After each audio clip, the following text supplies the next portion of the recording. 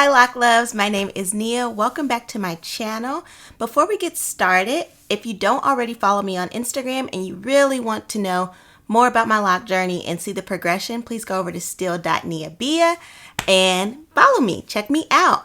All right. Also, before we get started, I want to let you guys know we have new merch. I'm not wearing the new merch right now. I'm wearing my Locked and Unbothered shirt. This is our bestseller with the Locked and Unbothered on it, and then with the silhouette in the back. But I know that it is getting chilly now. It's fall officially, so we have added some hoodies and pullovers to the store. Yes, hoodies and pullovers are on the website. Here are a couple of them. You guys know before I get my samples, I always give discounts to anyone who purchase an item before I have the physical sample to show you guys. So if you use the code FALL, I always want to do something like that. Oh, that was legit, guys. Let's do it one more time. If you use the code FALL, you'll receive free shipping on your order. So go check that out. The link is in the bio. Alrighty. So what I want to talk to you guys today are about common misconceptions about Sisterlocks. I think that Sisterlocks have to be the locks out there with the most misconceptions. Maybe right up under is possibly permanent lock extensions and then freeform locks. Well, I don't know. They may be equal, but there are lots of misconceptions out there about Sisterlocks that I wanted to address today, especially because I know that there are so many people who watch my channel who are getting ready to start a loc journey and they're taking in information, and then also lots of people who are at the beginning of their loc journey. And some of these, I started laughing because some of these misconceptions, to be quite frank, I didn't know that they weren't true until I was in my loc journey. I did not know this at the beginning. So I got my wine and my cute little cup and we're about to talk about it, okay? So let's get into it. All right. The first misconception that I have heard so many times, and I heard the most before I got Sisterlocks, and then even now that I do have Sisterlocks, some people will still kind of talk about this misconception with me, which I think is kind of rude. I have heard that Sisterlocks cannot be healthy because they're too small, and that, you know, they look unhealthy because they're so small. I've heard that too. But just like, if you guys think it looks unhealthy, that's fine. I think they look cute. But if some people think they look unhealthy as compared to other locks, that's their business, as Tabitha would say. Let's get into the fact that people say that they can't be healthy and they will break off. Do I think smaller locks are more prone to breakage than larger locks? Yes. But do I think that if you maintain your Sisterlocks correctly or maintain your microlocs correctly, you can have healthy microlocs? Yes. I just think that to be honest, I hear this the most from locticians that don't do Sisterlocks. I think because they don't do Sisterlocks and maybe they have clients with small locks, but they're not necessarily Sisterlocks, and they see damage that comes to small locks that are palm rolled, they just assume that Sisterlocks cannot be healthy, that they can't be maintained in a way that doesn't snap them off. I do think that it comes out of a place of misinformation. But I will say that this is something that almost deterred me from getting Sisterlocks. When I was first looking up locks, I just heard from so many people that Sisterlocks are unhealthy and that you could not, it's so hard to grow long Sisterlocks because they snap off because they're too small. Now, I will say I have lost fun with loc. Misconception number 2 is that you have to use only the Sisterlocks products. Now, honestly, I don't know why I believe this ish. Like, Nia, you're smarter than this. You're smarter than this. Marketing tactics. Marketing. Do I think that the Sisterlocks products do well on Sisterlocks? Most of them? Yes. Also, do I think that everybody's Sisterlocks are different, just like everybody's head of hair is different? Yes. Do I also think that no matter what set of locks you have, that those are the only products you can use? Absolutely not. Absolutely not. But Dr. Joanne Cornwell, get your money, boo, because I have heard from a lot of locticians that you only use their product. So get your coin, but be honest. You know, that's one of my big things. Be honest. I have heard some certified locticians say you can only use Sisterlocks products, period. Now, I will say I have heard a lot of certified locticians say you can only use Sisterlocks products within like the first 6 months. Now, I think that's understandable, but saying that you can only use them, period, I don't think that that is true. I think that that's misinformation. That's just me. But I don't know. If you guys disagree, please let me know. Numero tres. You need to cut your hair to start Sisterlocks. I think I know where this misconception came from. So a lot of people do cut their hair to get Sisterlocks. So I think if you see someone who has super long hair and then all of a sudden they get their Sisterlocks and then bloom, they're super short, you're like, okay, you must have to cut your hair to get Sisterlocks. That is not the case. People cut their hair a lot of times because they want their price to be cheaper. And that's just what it is. The shorter your hair, the less you have to pay. And Sisterlocks cost a grip. They cost quite a bit of coins. So people cut their hair so that it is cheaper. Also, when you go to your loctician, they may say that some of your hair is not suitable for Sisterlocks. Like it's uneven and it's damaged and they just cut it off before they start. My loctician did this and I actually really appreciated her doing that because she could have just charged me more money and locked the hair that was damaged, but she didn't. She was a professional and she told me that my hair was damaged in some areas and that I did not need to pay for a certain amount because she was going to cut it, and she did. So yeah, that's a common misconception. Misconception number 3. Now, I definitely thought this because I was watching hella YouTube with hella 3C bomb girls. Like, I love you 3C girls. I love y'all.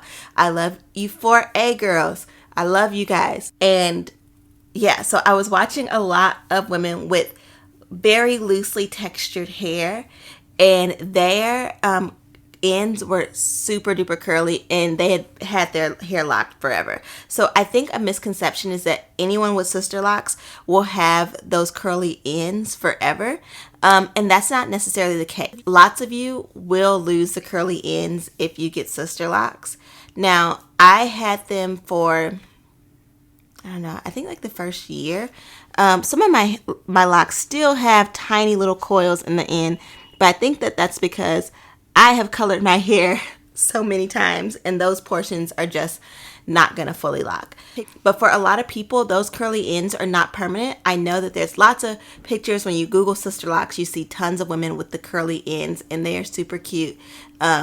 Just know that your hair may not maintain those curls. Number 4. Now, some people may not like this. Another misconception is that you have to have Sisterlocks to achieve the Sisterlock look. I personally disagree with this.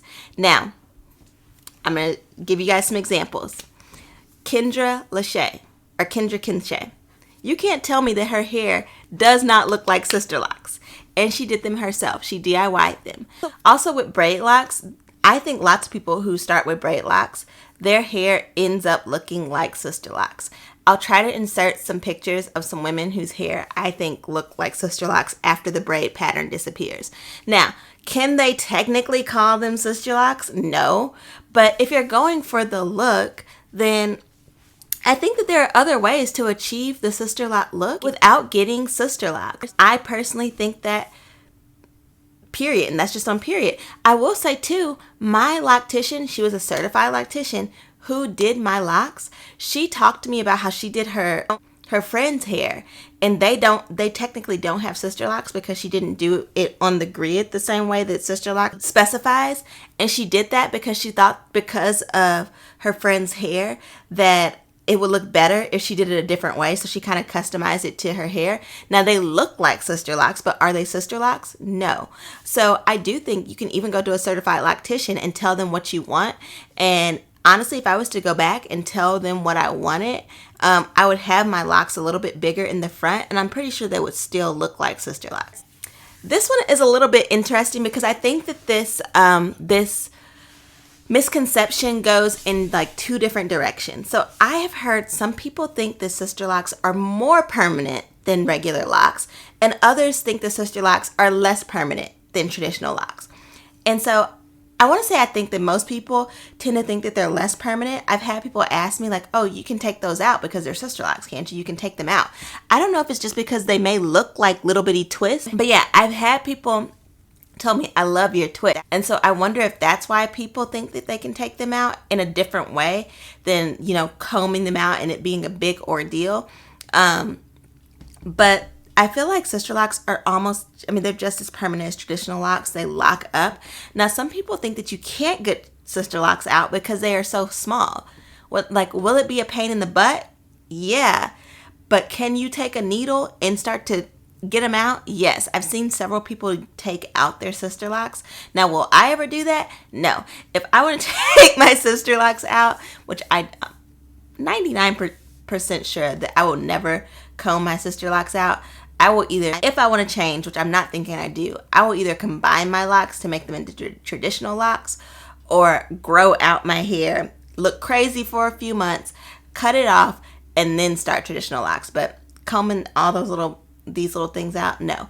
But yeah, they're definitely able to be taken out. I've seen people do it before.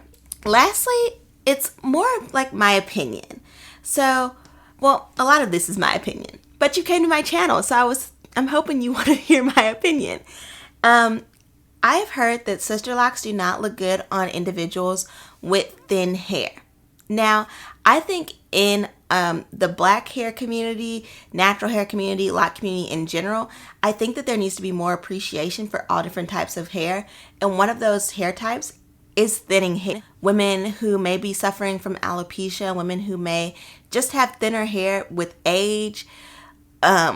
Everybody is not going to have a super thick head of hair, but I do think people think because their locks are so small that thin hair will look even thinner.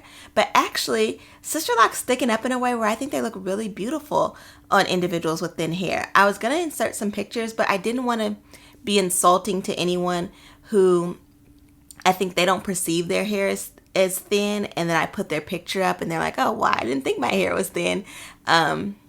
Yeah, that happened to me once in a different way. It was more about my weight. Like somebody was like, oh, well, such and such looks really pretty. And she's like, blah, blah, blah. And I'm like, oh, I didn't think you thought about my weight like that. But okay. So I didn't want to do that to anybody.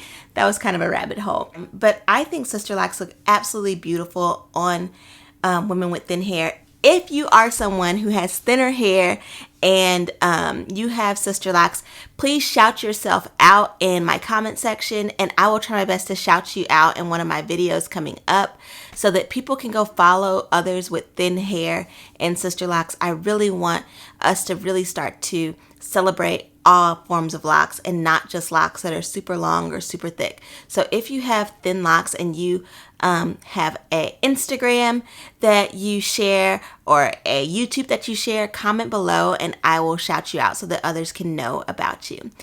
So yeah, those are all my misconceptions that I have to talk to you guys about today. It was nice getting back on here and chatting with you all. I definitely have missed being on camera and interacting with you guys in the comments after my little hiatus, but I am back. I'm excited to post more videos where I'm actually doing stuff to my hair, so that's coming soon. If you're interested in things like that, please, please, please subscribe. Thank you guys so much for watching. Peace and blessings, guys. Bye.